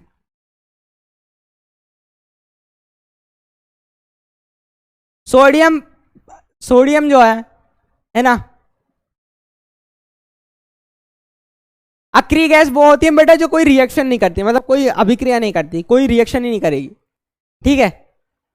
हाँ भाई, किसी से भी अभिक्रिया नहीं करती, ना ऑक्सीजन के साथ अभिक्रिया करेगी ना किसी के साथ। कौन सी है बताओ? सभी बच्चे बोल रहे हैं नियॉन। कौन है? नियॉन। भाई सोडियम ये रहा 11 और इसके पास है नियॉन। बताओ नियॉन के जैसा बनने के लिए उसको कितने इलेक्ट्रॉन चाहिए? अभी उसके पास 11 है, नियॉन के जैसा बनने के लिए उसको कितने इलेक्ट्रॉन चाहिए? कितने इलेक्ट्रॉन चाहिए? 10। अभी उसके पास 11 है, तो बताओ वो सोडियम, भाई अभी सोडियम है, अभी सोडियम के पास 11 है, कितने हैं? 11 इलेक्ट्रॉन। इसको अब बनना है नियॉन के जैसा, तो वो क्या करे? वो सर एक इलेक्ट्रॉन को त्याग दे, और इलेक्ट्रॉन के त्यागने से आता है धनावेश। अगर वो एक इलेक्ट्रॉन त्याग दे तो Na+ बनेगा, समझ रहे हो? Na+ बनेगा और ये नियॉन के जैसा बन जाएगा। पक्का? -1 आवेश, बेटा मेरा -1 नहीं +1, क्योंकि एक इलेक्ट्रॉन त्यागा ना, इसने इलेक्ट्रॉन त्यागा, और इलेक्ट्रॉन त्यागने से कौन सा आता है भाई? धनावेश आता है। इसने इलेक्ट्रॉन त्यागा तो भाई Na+ बना। इसीलिए बेटा वैसे ही लिथियम जो है ना, लिथियम का 3 होता है, एक इलेक्ट्रॉन त्याग देगा तो वह हीलियम के जैसा बन जाएगा, 3 से 2 पर पहुंच जाएगा और उसके ऊपर आवेश क्या जाएगा? +1। वैसे ही हाइड्रोजन एक इलेक्ट्रॉन, समझ रहे हो? हाँ भाई, तो ये त्याग कर स्टेबल बन जाता है। वैसे ही अपन बेरिलियम की बात करें, किसकी बात करें? बेरिलियम की बात। बेरिलियम के पास कितने हैं भाई? बेरिलियम से एक अक्रिय गैस है, कौन सी? नियॉन, जो 4 से 10 का फासला है, और एक अक्रिय गैस है 2, हीलियम। बताओ कौन सा इजी है इसके पास? हीलियम पास में है। तो अगर ये 2 इलेक्ट्रॉन त्याग दे, भाई बेरिलियम है, कौन है? बेरिलियम है, बेरिलियम 4 है। अगर ये BeQ पर +2 बना ले, 2 इलेक्ट्रॉन त्याग दे, ऐसे ये 2 इलेक्ट्रॉन को उसने त्याग दिया तो देखो +2 हो गया, और वो किसके जैसा बन गया? हीलियम के जैसे। समझ पा रहे हो? समझ रहे हो? वैसे ही मैग्नीशियम देखो, मैग्नीशियम के पास कौन है? नियॉन है सर।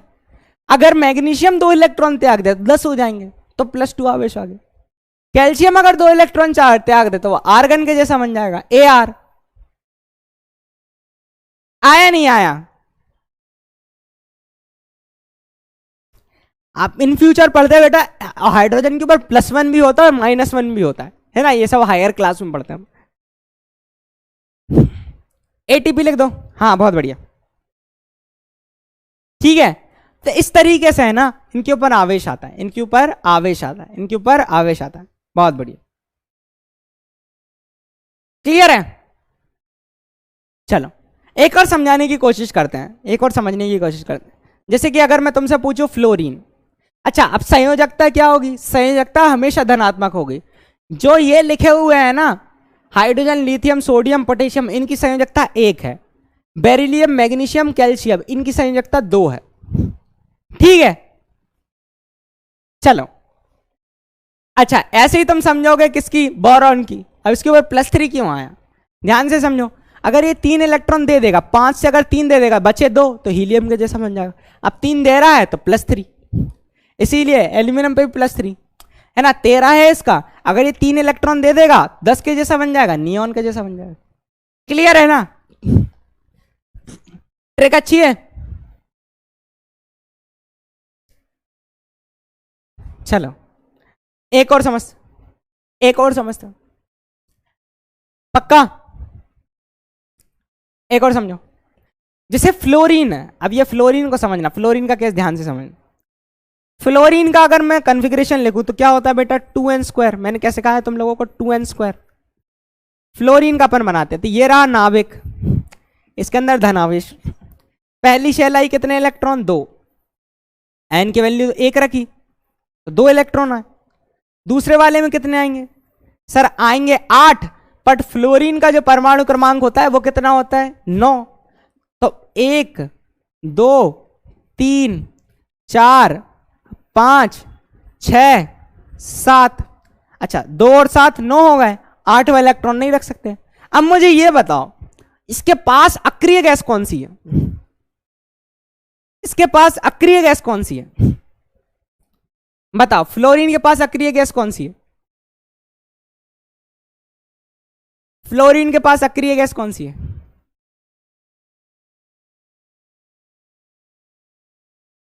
फ्लोरीन के पास अक्रिय गैस कौन सी है?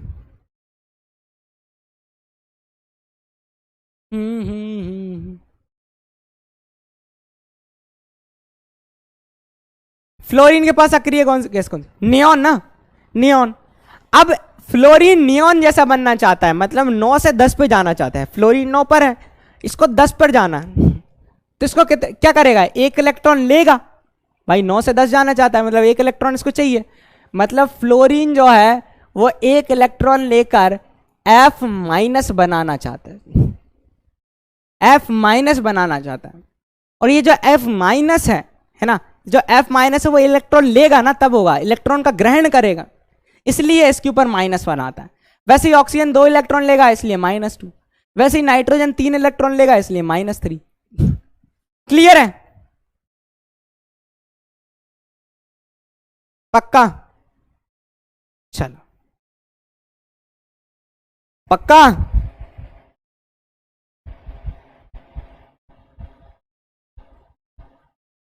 ठीक है, हाँ अच्छा है, ठीक है बेटा। तो इसीलिए मैंने चार्जेस लिखे। अच्छा कोई तुमसे संयोजकता पूछ ले तो तुम ऐसे बता सकते हो, नाइट्रोजन की संयोजकता कितनी होती है? 3, पर उसके ऊपर आवेश -3 होता है।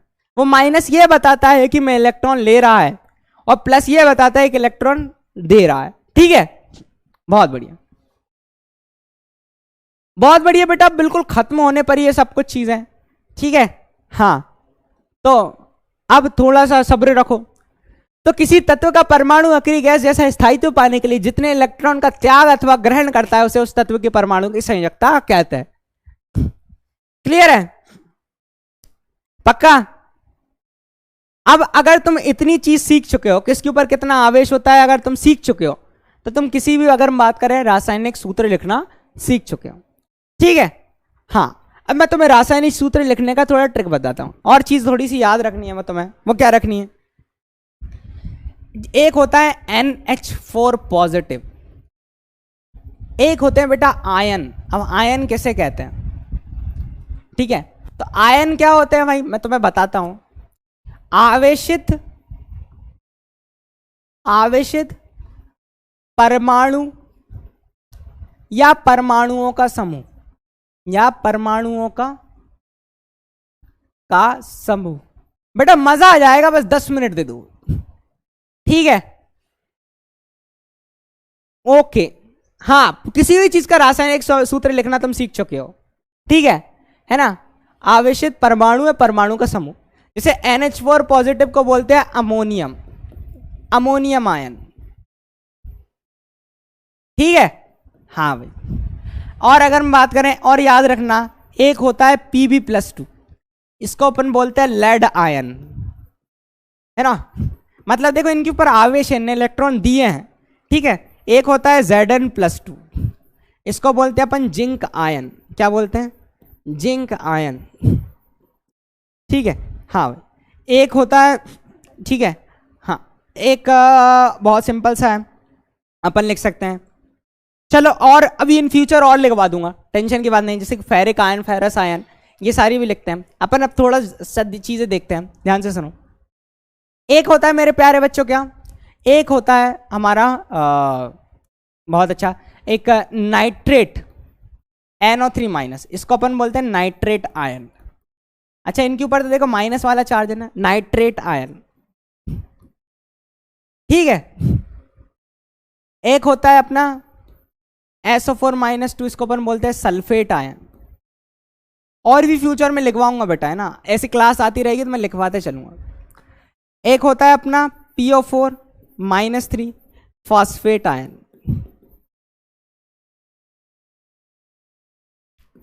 ठीक है। हाँ भाई, फिर एक CO3-2 होता है, इसको अपन बोलते हैं कार्बोनेट आयन, क्या बोलते हैं, कार्बोनेट आयन, ठीक है। हाँ भाई, ओके, ठीक है बेटा, ओके। व्हाट इज रोंग बेटा,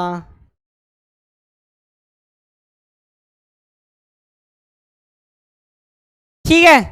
बस बेटा 5 मिनट और दे दो, 5 मिनट, 5 मिनट पे अपन एंड कर रहे हैं, बिल्कुल 5 मिनट में एंड कर रहे हैं, ठीक है। अब डायरेक्ट अपन, है ना, कुछ चीजों को समझते हैं, ठीक है। हाँ, या फिर अपन इस चीज को, है ना, नेक्स्ट क्लास में ही टैकल करते हैं, क्योंकि थोड़ा सा और एक्सटेंड हो जाएगा ये सारी चीजें, ठीक है। तो अभी मैं तुम लोगों को बढ़िया सा होमवर्क दे देता हूं, ठीक है, इसको अपन नेक्स्ट क्लास में करने वाले हैं, ओके, ओके बेटा, हाँ हाँ, सो भाई धन्यवाद, ठीक है।